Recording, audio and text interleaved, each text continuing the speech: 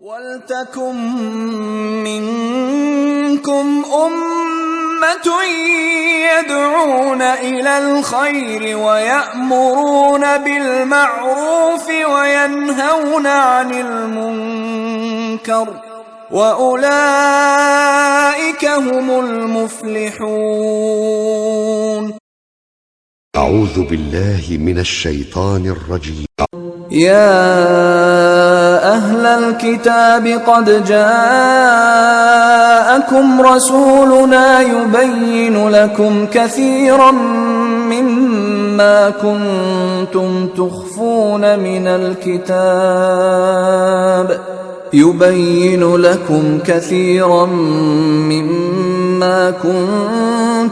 تخفون من الكتاب ويعفو عن كثير. قد جاءكم من الله نور وكتاب مبين يهدي به الله من اتبع رضوانه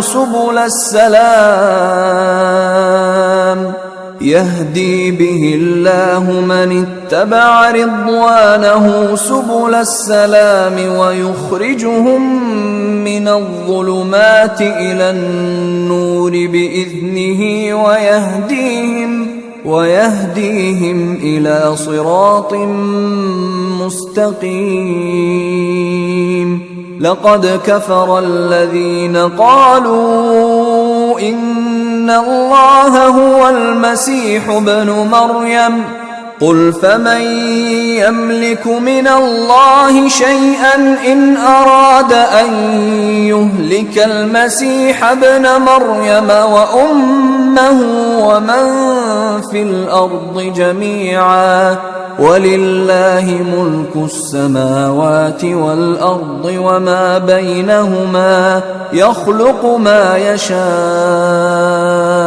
والله على كل شيء قدير. وقالت اليهود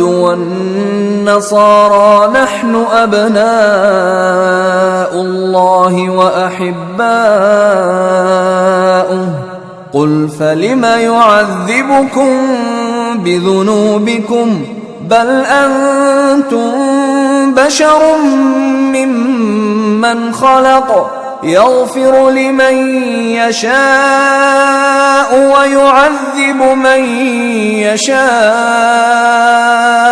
ولله ملك السماوات والأرض وما بينهما وإليه المصير. أعوذ بالله من الشيطان الرجيم. ولقد جاءت رسلنا إبراهيم بالبشرى قالوا سلاما قال سلام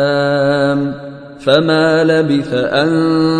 جاء بعجل حنيذ.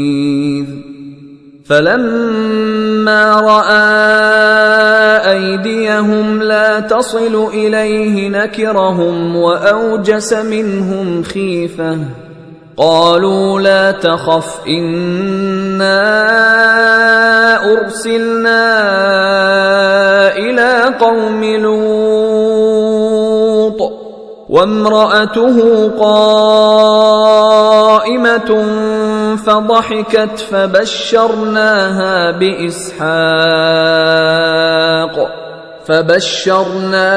بإسحاق ومن وراء إسحاق يعقوب. قالت يا ويلتى أألد وأنا عجوز وهذا بعلي شيخا إن هذا لشيء عجيب. قالوا أتعجبين من أمر الله رحمة الله وبركاته عليكم أهل البيت إنه حميد مجيد. فلما ذهب عن إبراهيم الروع وجاءته البشرى يجادلنا في قوم لوط إن إبراهيم لحليم أواه منيب يا إبراهيم أعرض عن هذا إنه قد جاء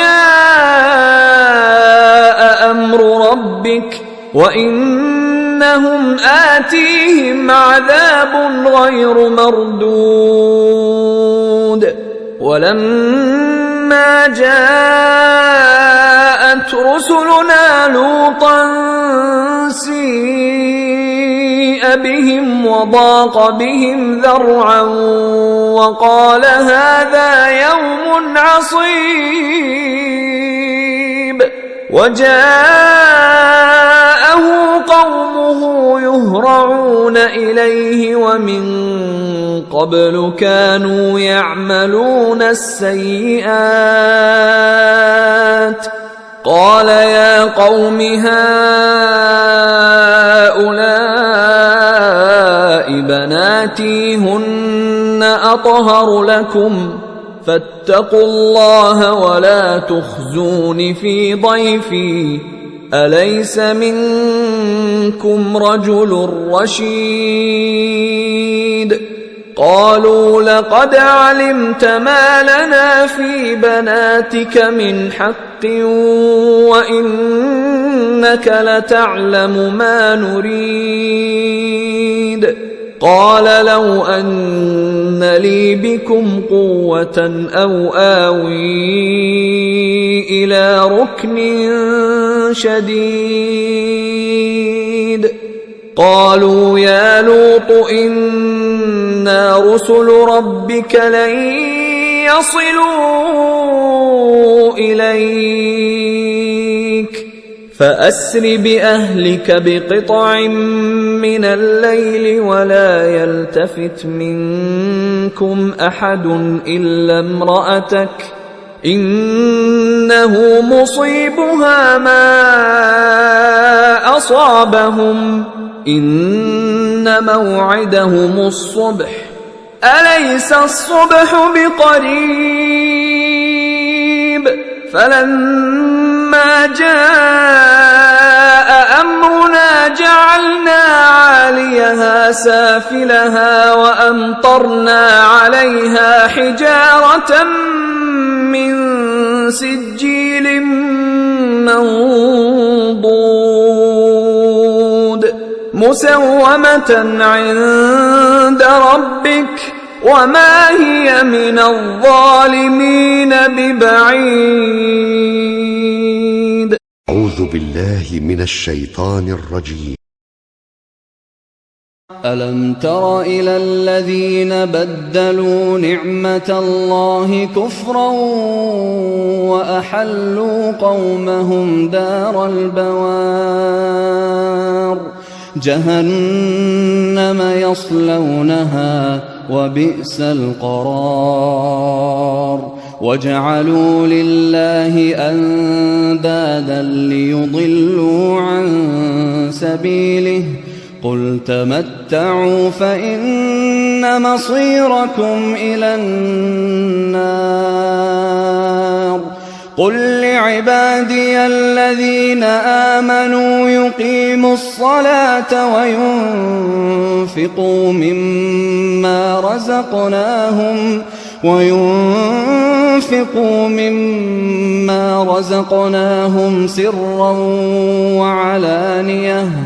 سرا وعلانية من قبل أن يأتي يوم لا بيع فيه ولا خلال الله الذي خلق السماوات والأرض وأنزل من السماء ماء فأخرج به من الثمرات رزقا لكم وسخر لكم الفلك لتجري في البحر بأمره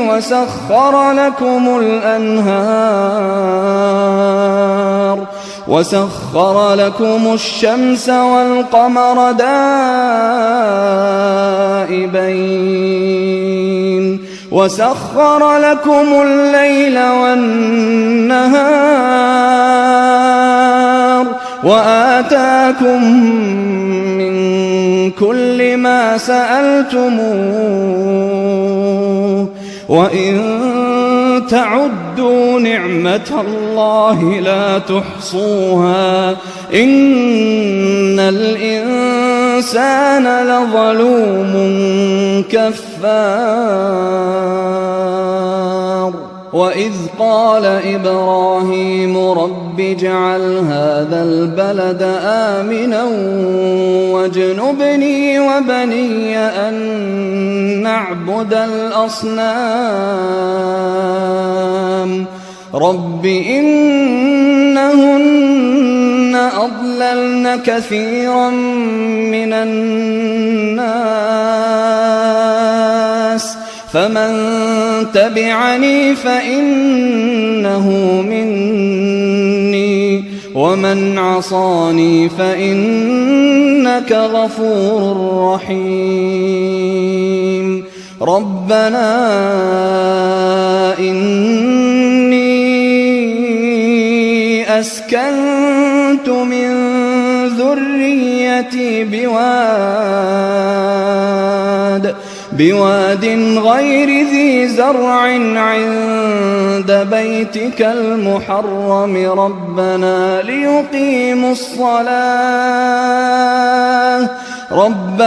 ليقيموا الصلاة فاجعل أفئدة من الناس تهوي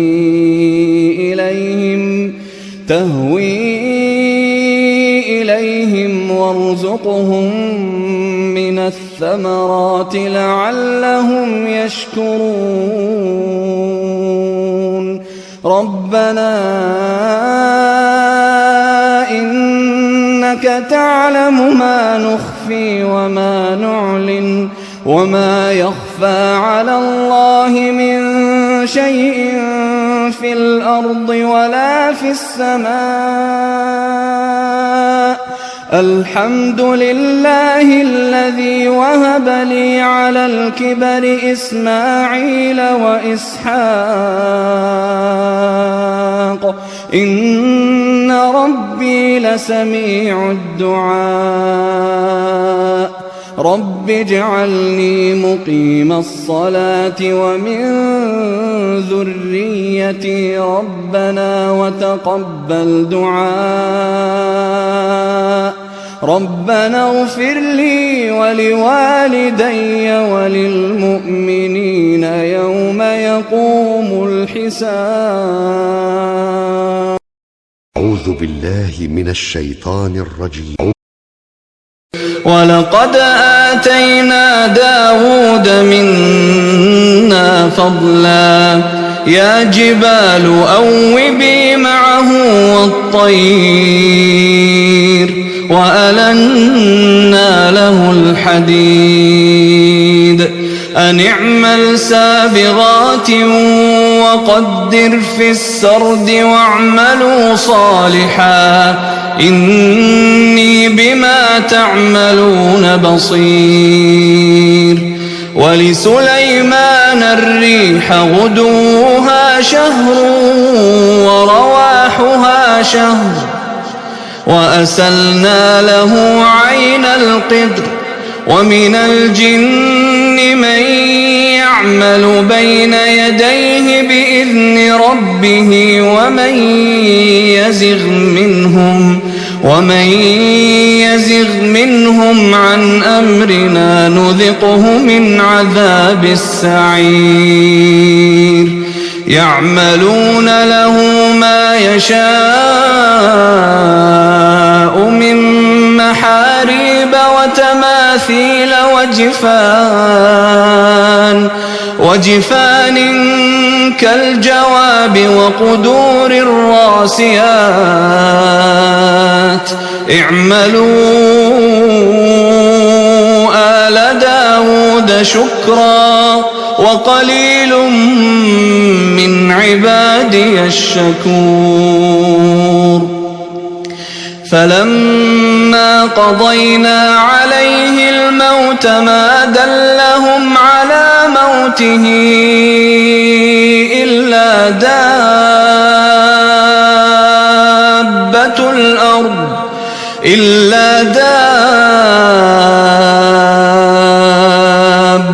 الأرض تأكل من سأته فلما خر تبينت الجن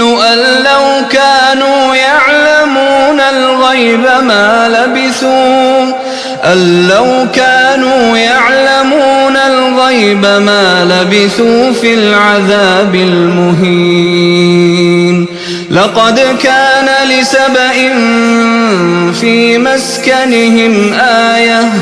جنتان عن يمين وشمال كلوا من رزق ربكم واشكروا له بلدة طيبة ورب غفور